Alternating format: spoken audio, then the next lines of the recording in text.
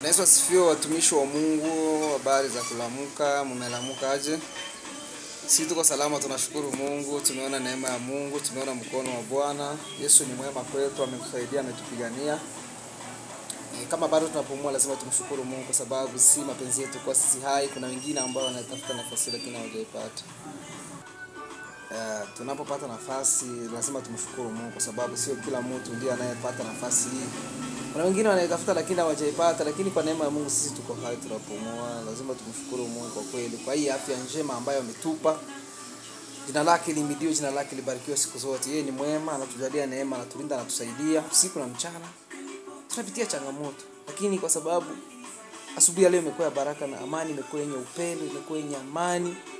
Afya Mungu ametupa kila kitu ambacho tunakihitaji, ambacho tulikuwa tuna haja nacho.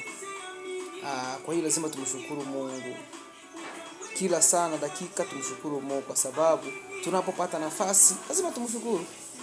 Kuna wengine saa hii wako mochwari unafikiri wao huko wanataka wawe na uhai, lakini kwa sababu haikuwezekana. Lakini kama si inawezekana bado tunapumua, Bwana tumshukuru Mungu Bwana. Ndio maana pia nasema tumshukuru Mungu kwa kila jambo.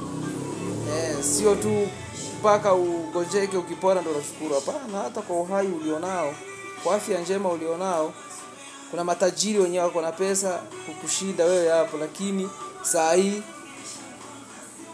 anaongezewa maji, afya hamna. Lakini wewe uko tu hauna kitu yoyote, maskini kapuku, lakini uko na afya njema. Mshukuru Mungu Bwana, sio mapenzi yako bali mapenzi yake. Mungu awabariki sana.